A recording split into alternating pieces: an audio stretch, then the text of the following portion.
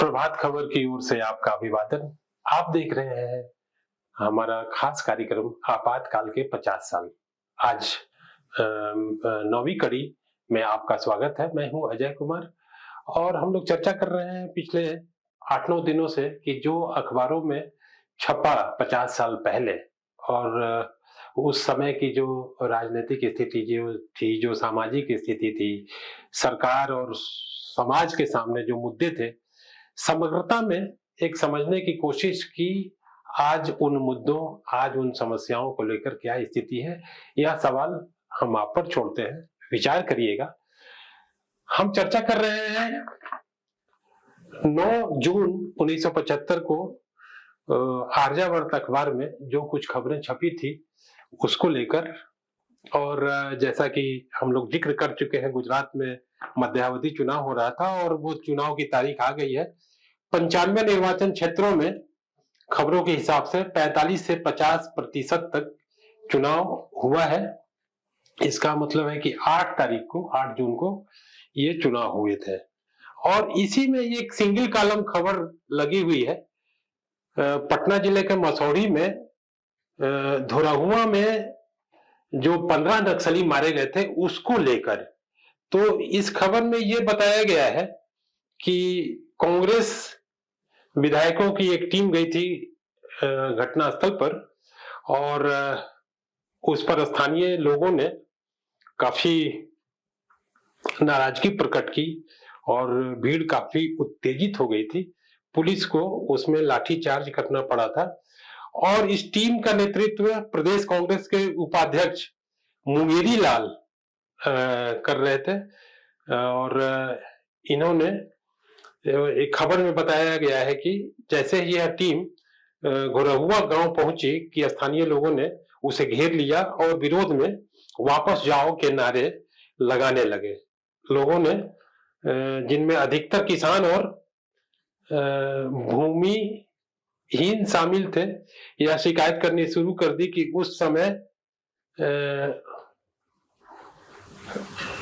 नक्सली उन्हें लूट रहे थे और उनकी हत्या कर रहे थे। भीड़ में शामिल लोगों का क्षोभ बढ़ने से पहले पुलिस ने इन मौके पर वहां हस्तक्षेप किया।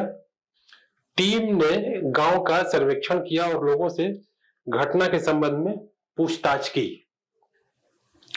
और मुंगेरी लाल ने पटना वापस लौटकर बताया कि घटना के संबंध में जो तरह तरह की कहानी गढ़ी गई है, वस्तु स्थिति उससे भिन्न है। खबर में कई लोगों ने जैसा कि आशंका जाहिर की थी कि वे नक्सली नहीं थे, गरीब लोग थे। शिवानंद तिवारी, लालू प्रसाद ने इसके पहले जो सभा हो रही थी गांधी मैदान में, उसमें इसका जिक्र किया था। ये घटना वही है जिसके बारे में मुंगेरी लाल जी का भी कहना है कि घटना को लेकर जो बात कही जा रही है वैसी है नहीं। हालांकि ये अपनी रिपोर्ट, जो घटनास्थल से कांग्रेस की टीम गई थी, वो अपनी रिपोर्ट आगे पार्टी को सौंपेगी।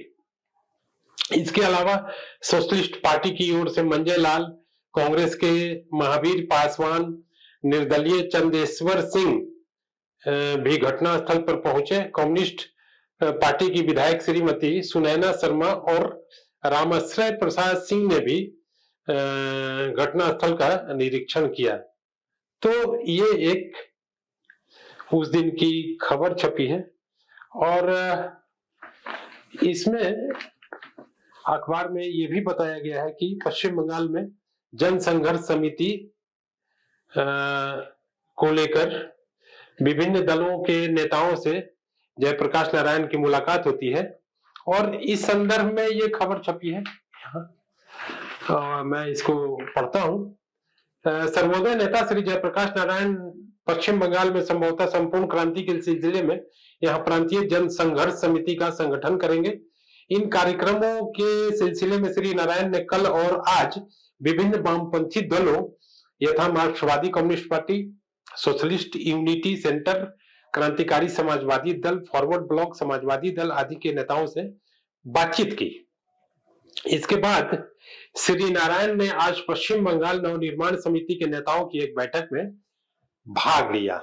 जानकार सूत्रों के अनुसार इस बैठक में तय पाया गया कि कल अपराह्न 3:30 बजे राज्य के उपर्युक्त वामपंथी दल तथा नवनिर्माण समिति की संयुक्त बैठक में श्री नारायण की ओर से प्रस्तावित जन संघर्ष समिति के बारे में स्थिर सिद्धांत निर्धारित किए जाएंगे। श्री नारायण के अनुसार कल की बैठक में ही प्रांतीय जन संघर्ष समिति संगठित कर ली जाएगी। दूसरी ओर मार्क्सवादी कम्युनिस्ट पार्टी को लेकर जन संघर्ष समिति के संगठन के प्रश्न पर नवनिर्माण समिति के अनेक नेताओं के बीच मतभेद हैं। आज सवेरे समिति की बैठक में कुछ नेताओं ने नवनिर्माण समिति को तोड़कर जन संघर्ष समिति संगठित करने का प्रस्ताव रखा। इस समिति में जो योगदान करने को इच्छुक हैं उनके लिए सदस्यता के द्वार खुले रहेंगे, लेकिन श्री जयप्रकाश नारायण ने इस संबंध में कल तक अपना निर्णय स्थगित रखा है। आज नवनिर्माण समिति की बैठक में सर्वश्री डॉक्टर प्रताप चंद्र प्रफुल्ल चंद्र सेन, संगठन कांग्रेस के नेता हरिपद भारती, सुकुमार बनर्जी जनसंघ से थे, सुशील धाड़ा भालोद और समर गुहा, आलोक मुखर्जी आदि प्रमुख नेताओं ने सर्वोदय नेता से विचार विमर्श किया। श्री नारायण के अनुसार पश्चिम बंगाल की जनता आज समग्र क्रांति के पक्ष में है। इसके समर्थन में उन्होंने गत 5 जून को उनके नेतृत्व में हुई विशाल रैली की चर्चा की, जिस रैली का जिक्र हमने इसके पहले के एपिसोड में किया है। इसी दिन के अखबार में यह भी खबर छपी है, उड़ीसा में जेपी के आंदोलन का कोई प्रभाव नहीं, सतपति। तो ये उड़ीसा की मुख्यमंत्री हैं। उड़ीसा की मुख्यमंत्री श्रीमती नंदिनी सतपति ने कहा है कि जेपी के आंदोलन का उड़ीसा में कोई भी असर नहीं है और न आगे उसका कोई असर पड़ने वाला है। ये उनका दावा एक था। कलकत्ते के एक दैनिक पत्र के संवाददाता के साथ हुई एक भेंट वार्ता के क्रम में यह पूछे जाने पर कि क्या उनका दल जेपी के आंदोलन के जवाब में उड़ीसा का कोई जवाबी आंदोलन करने की स्थिति में है, श्रीमती सतपति ने कहा, मैं चाहूंगी कि मेरा दल ठोस लक्ष्यों की पूर्ति के लिए संघर्ष करे, यथा जैसे किसानों की सिंचाई की सुविधाएं मिले, लोगों के लिए अधिक अच्छी चिकित्सा सुविधा मिले, निरक्षरता दूर हो, रोजगार के अधिक से अधिक अवसर मिले। तो हम चाहते हैं कि हमारा दल इन सब मुद्दों को लेकर आगे बढ़े। तो हम लोग चर्चा कर रहे थे आज आपातकाल के 50 साल की नवी कड़ी में इसमें जो अखबारों में छपा उसके बारे में चर्चा कर रहे थे।